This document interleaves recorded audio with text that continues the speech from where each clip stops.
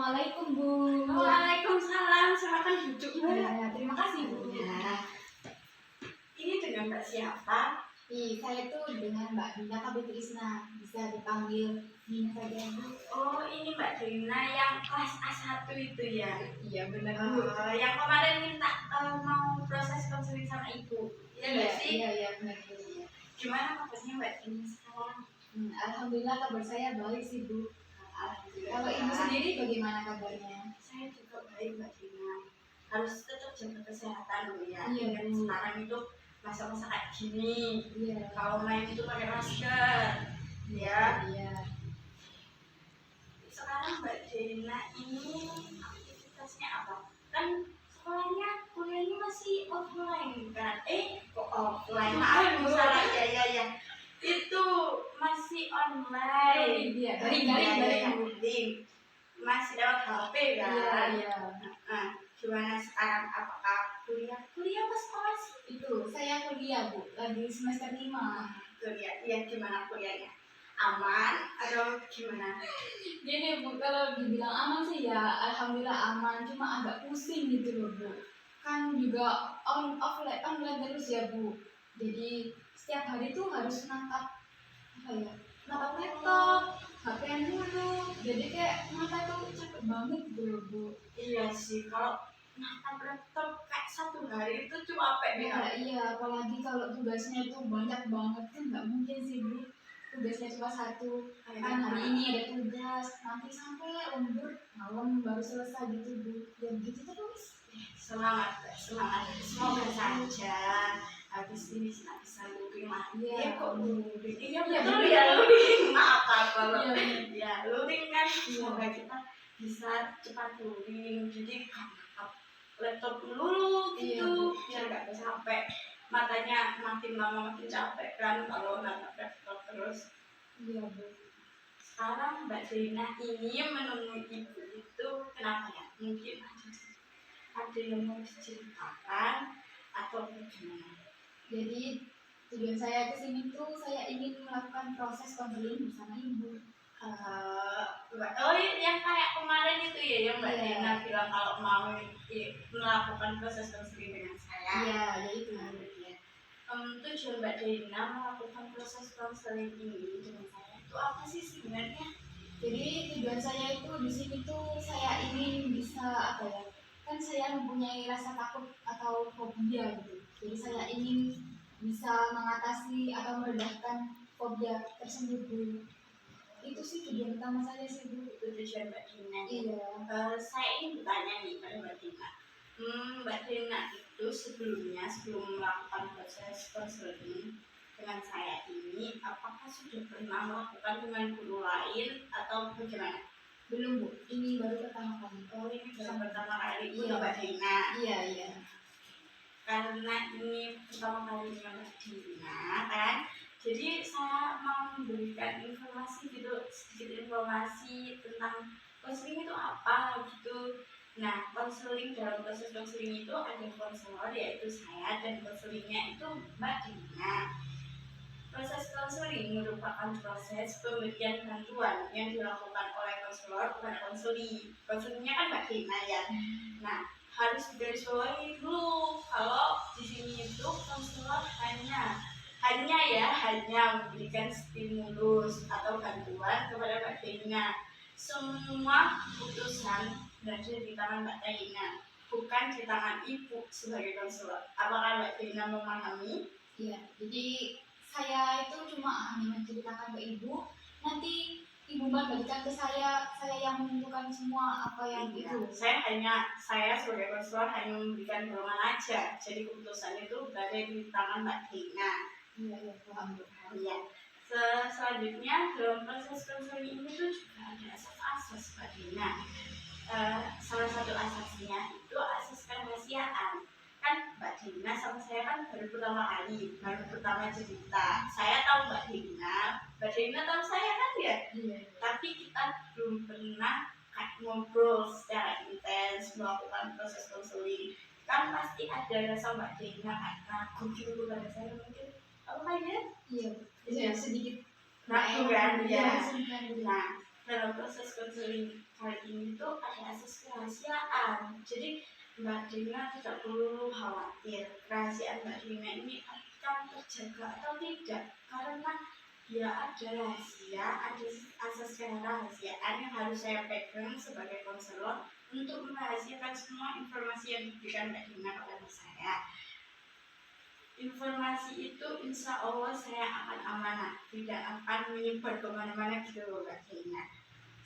Selanjutnya ada asas keterbukaan. Di sini asas keterbukaan itu mengharapkan Mbak Dina mengemukakan permasalahan Mbak Dina itu kepada saya secara terbuka, tidak perlu ditutup-tutupi atau bagaimana. Ada juga asas kesukarelaan. Kan Mbak Dina datang ke saya ini secara sukarela kan, tidak ada paksaan dari saya atau ibu Mbak Dina atau ayah Mbak Dina, ya kan? Iya. Apakah dari penjelasan saya Mbak Dina sudah mengerti?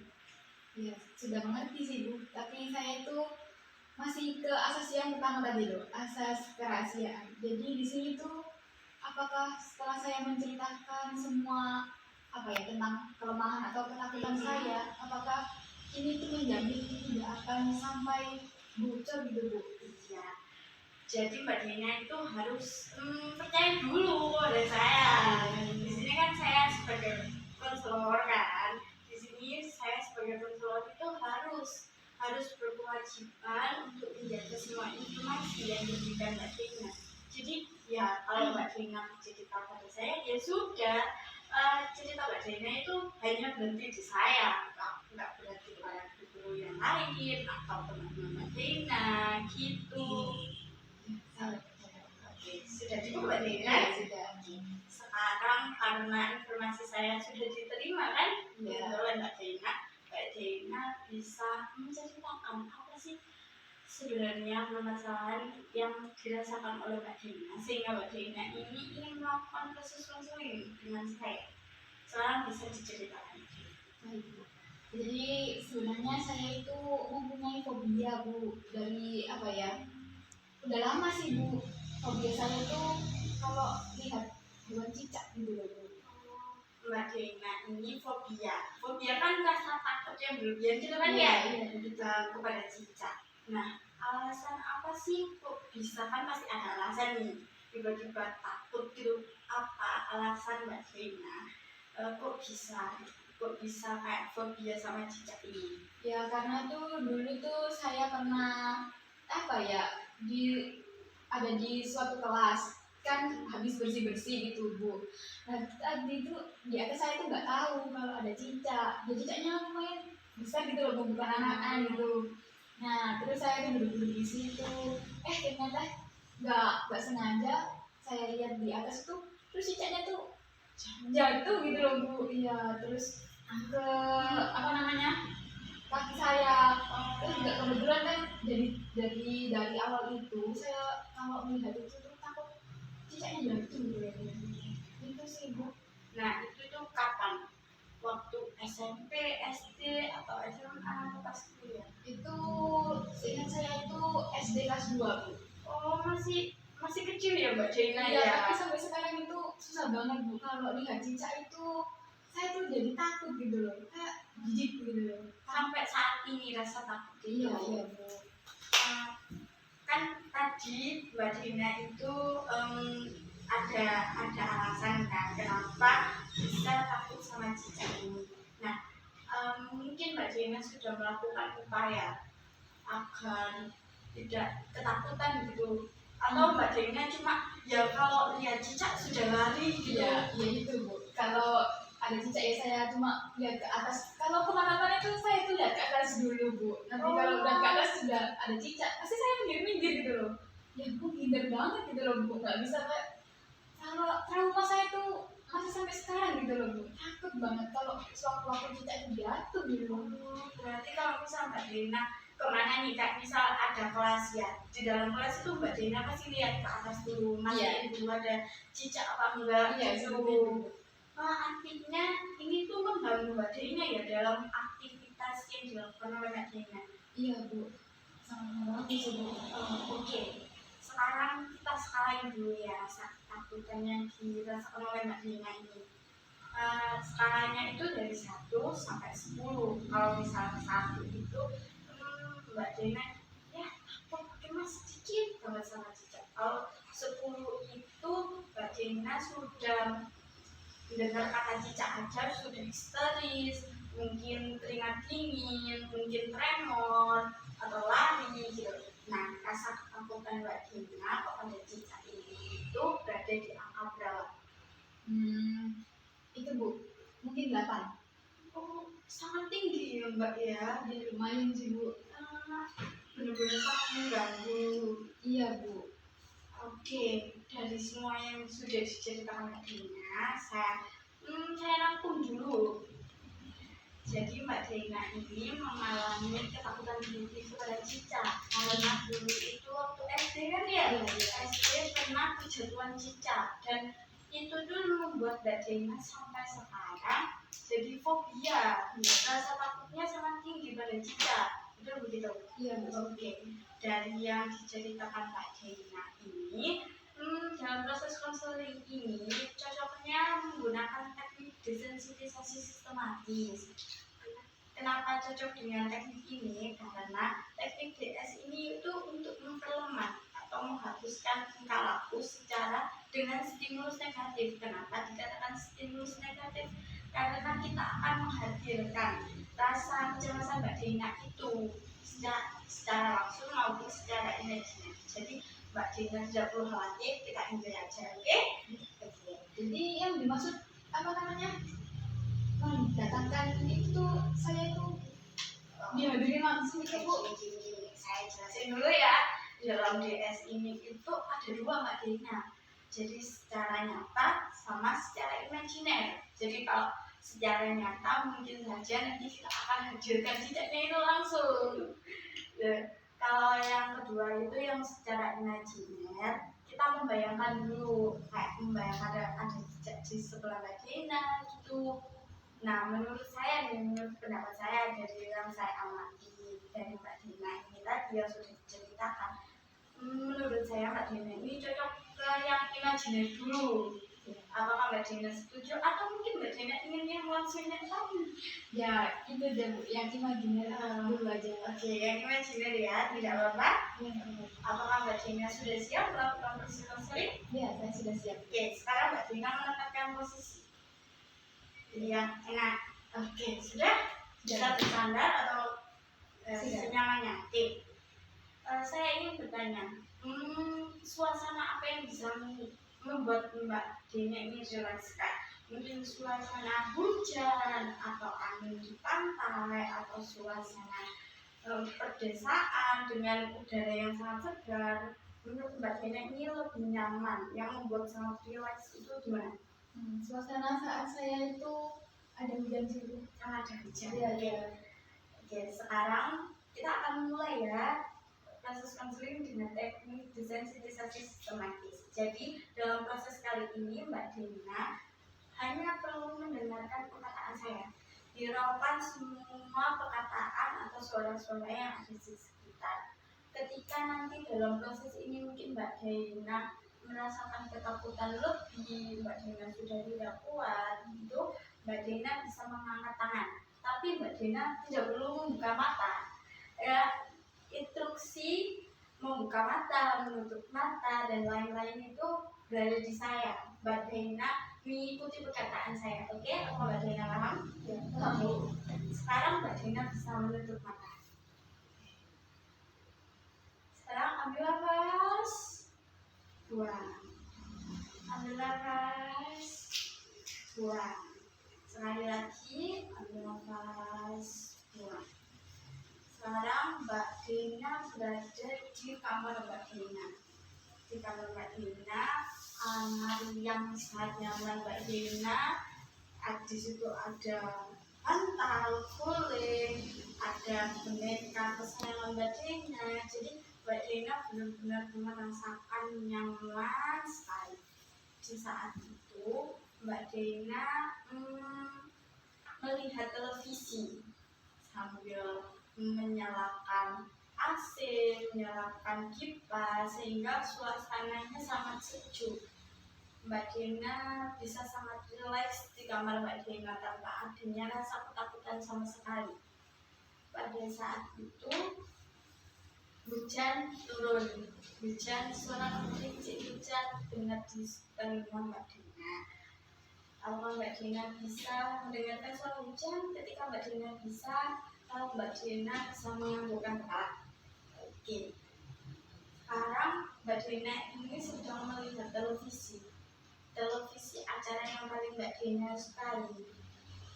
Mbak Dina bisa lihatnya dulu, relax dulu. Nah, di situ tiba-tiba ada cicak di atas televisinya Mbak Dina. Oke, sekarang Mbak Dina ambil nafas dulu, keluarkan, ambil nafas dulu, keluarkan. Mbak Dina menenangkan diri dulu. Tapi namun cicak itu tetap berada di depan televisi Mbak Dina. Perlu diingat, cicak ini hanya hewan yang tidak akan menyakiti Mbak Dina. Hewan ini ya hewan kecil, pasti Mbak Dina bisa. Kan cicak itu tidak mendatangi Mbak Dina, dia hanya di atas televisi. Jadi Mbak Dina mungkin menguatkan diri untuk melawan ketakutannya Mbak Dina. Apakah Mbak Dina bisa? Ketika Mbak Dina bisa mengambil kepala. Oke. Sekarang cicak itu tuh tiba-tiba pergi.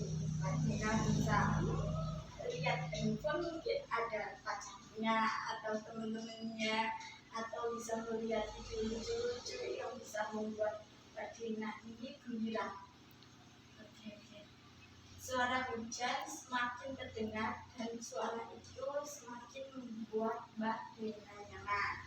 Semakin nyaman dan semakin nyaman sehingga tidak ada rasa takut yang ditimbulkan oleh cicak tadi. Sekarang pada saat Mbak Dina ingin melihat HP, tiba-tiba cicak yang tadi di depan televisi berada di atas Mbak Dina. Dan cicak itu tiba-tiba jatuh di depan HP Mbak Dina. Oke, sekarang Mbak Dina bisa mengambil nafas terlebih dahulu, keluarkan, ambil nafas terlebih dahulu, keluarkan. Dalam hitungan ketiga, Mbak Dina bisa membuka mata. 1, 2, 3. Jelaskan dulu Mbak. Enggak buat saya Bu. Oke, ambil nafas dulu, rilekskan dulu ya. Dan gimana rasanya? Kok tiba-tiba Mbak Dina mengangkat tangan? Apa yang dirasakan oleh Mbak Dina? Ya awalnya tuh saya tuh masih aman-aman aja kan, masih kayak di atas itu. Tapi waktu ibu bilang apa namanya cicak itu tiba-tiba udah mulai gitu, saya tuh jadi gak berani lagi bayangin.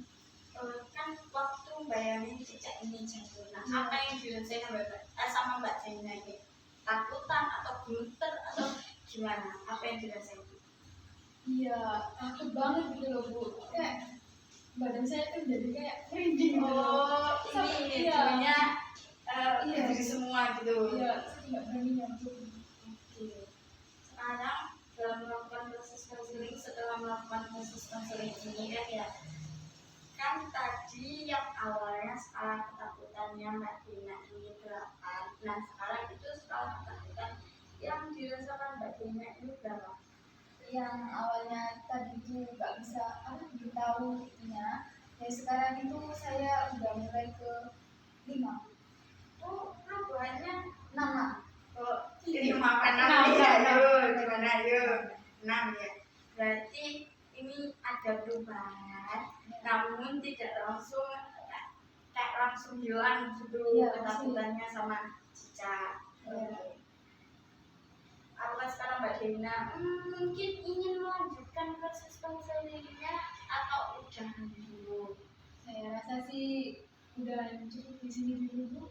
Besok kalau ada lain waktu atau kesempatan bisa dilanjutkan. Kenapa nih kok tiba-tiba berhenti? Apakah karena tadi takut jadi udah dulu deh. enggak Bu, jadi kayak mau nyiapin mental dulu gitu Oh, Bu. oke oke. Kayak kan nggak langsung tahap Iya, tidak harus apa-apa. berani melawan gitu Iya, kan Bu. iya. Jadi saya tuh masih bisa membayarkan dulu. Ya, pasti ada prosesnya gitu kan. Iya ya. Bu.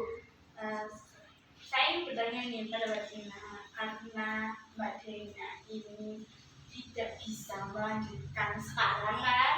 Nah, Mbak Dina ini kapan mau lagi melakukan proses kali ini sehingga permasalahan Mbak Dina ini bisa selesaikan, bisa terselesaikan?